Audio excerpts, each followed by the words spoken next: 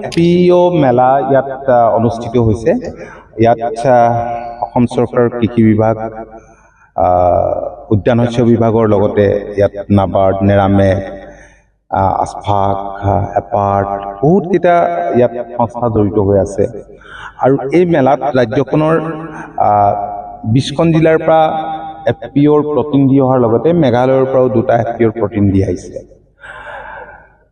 2020 চনত দেশৰ মাননীয় প্ৰধানমন্ত্ৰী নৰেন্দ্ৰ মোদী ডাঙৰীয়াই উত্তৰ প্ৰদেশত 10,000 ফাৰ্মাৰ্ছ প্ৰডিউচাৰ্ছ কোম্পানী গঠনৰ কথা ঘোষণা কৰিছিল।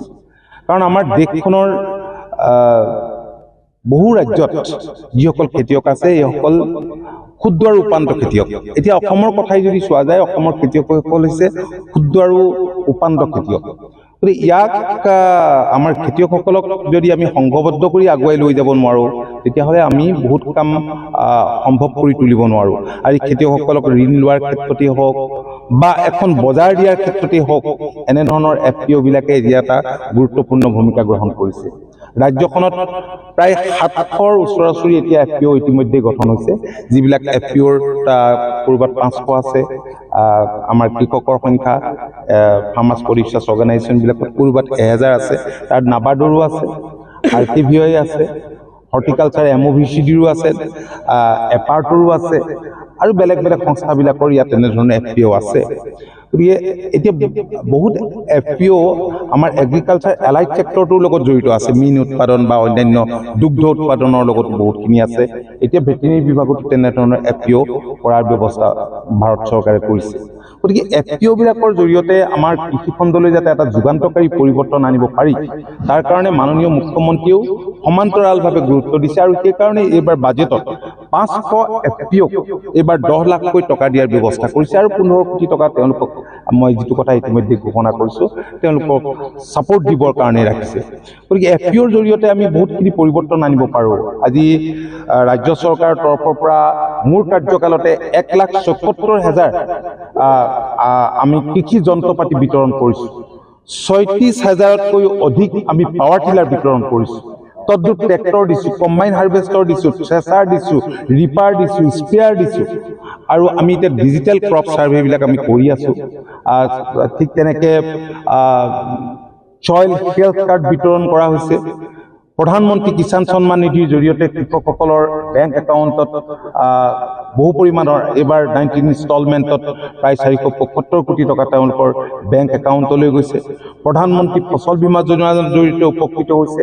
ঠিক তেনেকৈ আমাৰ কৃষকে যাতে আমাক লাগতিয়াল যিবিলাক বীজ নিজে উৎপাদন কৰে, তাৰ কাৰণে গভমেণ্টে যথেষ্টখিনি কৃষককো ছাপোৰ্ট দিছে, তেনেধৰণৰ ব্যৱস্থা কৰিছে। আৰু ক্ষুদ্ৰ জলসিঞ্চনৰ কাৰণে আমাৰ বিভাগৰ তৰফৰ পৰা এনেই জলসিঞ্চন বিভাগ এটা আছে, তেওঁলোকে ডাঙৰ স্কিমবিলাক কৰে। কিন্তু আমাৰ বিভাগৰ তৰফৰ পৰাই আমি আজি STW দিছোঁ, চেলো টিউবেল দিছোঁ, তাত ইলেক্ট্ৰিকেল পাম্প আছে, ডিজেল পাম্প আছে, ছ'লাৰ পাম্প আছে। কাৰণ অকল প্ৰকৃতিৰ ওপৰতে নিৰ্ভৰ কৰি কেইবাতৰপীয়া খেতি কৰাটো কৃষকৰ কাৰণে সংঘবদ্ধ হ'লেও সম্ভৱ নহয়। গতিকে সেই দিশটোৰ প্ৰতি চোৱা চিতা কৰা হৈছে। মই দেখিছোঁ যে এতিয়া CM টিপুলেতো বহুত উঠি অহা নতুন প্ৰজন্মৰ কৃষক, যুৱক যুৱতী জড়িত হৈ গৈছে। এতিয়া FPO বিলাক পোৱাৰ পিছত কি হৈছে, ৰপ্তানি কেন্দ্ৰিক চিন্তা চৰ্চা এটা আৰম্ভ হৈছে। 2022-23 বৰ্ষত অসমত উৎপাদিত ফচল 4,000 কোটি টকাৰ ফচল বিদেশৰ বজাৰলৈ পঠোৱাৰ পৰিৱেশ এটা ইয়াত ৰচনা হৈছে। আৰু 2026-27ত আমি এপেডা আৰু বেলেগ বেলেগ ইনষ্টিটিউশ্যনে প্ৰকাশ কৰা মতে 10,000 crores প্ৰডাক্ট পঠাবলৈ আমাৰ ৰাজ্যখন সম্ভৱ হ'ব বুলি ধাৰণা কৰা হৈছে। গতিকে মই ভাবোঁ যে এনেধৰণে আগবাঢ়ি গৈ থাকিলে আমাৰ কৃষিখণ্ডলৈ এক যুগান্তকাৰী পৰিৱৰ্তন আহিব। আৰু এইবাৰ আপোনালোকে দেখিছে যে MSP বৃদ্ধি পোৱাৰ উপৰিও গভমেণ্টে এক্সট্ৰাকৈ আকৌ পইচা দিছে, 500 টকাকৈ দিছে। গতিকে এইটো এটা কৃষকৰ কাৰণে ডাঙৰ সুবিধা। ডেফিনেটলি আমি আশা কৰিছোঁ যে কৃষিখণ্ডলৈ আমি এনেধৰণে আগবাঢ়ি গৈ এটা যুগান্তকাৰী পৰিৱৰ্তন আনিব পাৰিম। ইয়াত যিবিলাক আজি FPO আহিছে, তেওঁলোকে জানে যে নিজৰ অঞ্চলত কি বস্তু তাত উৎপাদন হয়। আজি মেঘালয়ত আমি এনেবোৰ বস্তু আবতৰতে পাওঁ। যেতিয়া ইয়াত কবি নাথাকে, মেঘালয়ত কবি পায়, বিলাহী পায়, আদা পায়, বেলেগ বেলেগ প্ৰডাক্টবিলাক হয় আৰু হিলি প্লেচ মাটিও ফাৰ্টাইল কিন্তু ইয়াতো বহুত ফাৰ্টাইল মাটি আছে কাৰণ আজি মঙলদৈ আজি কিছুমান অঞ্চল য'ত মানুহে কষ্ট কৰা মানুহ আছে সেইবিলাক অঞ্চলত এতিয়াও মই দেখিছোঁ যে তিনিতৰপীয়া খেতি হয় আৰু তাত উৎপাদনো ভালেই হয় বেলেগ বেলেগ খেতি কৰি আৰু আমি বাণিজ্যিক মূল্য থকা খেতিৰ ওপৰত যথেষ্ট পৰিমাণে গুৰুত্ব আৰোপ কৰিছোঁ যিকোনো খবৰৰ বাবে যোগাযোগ কৰক 7099017330 লগতে 7099017110 নম্বৰত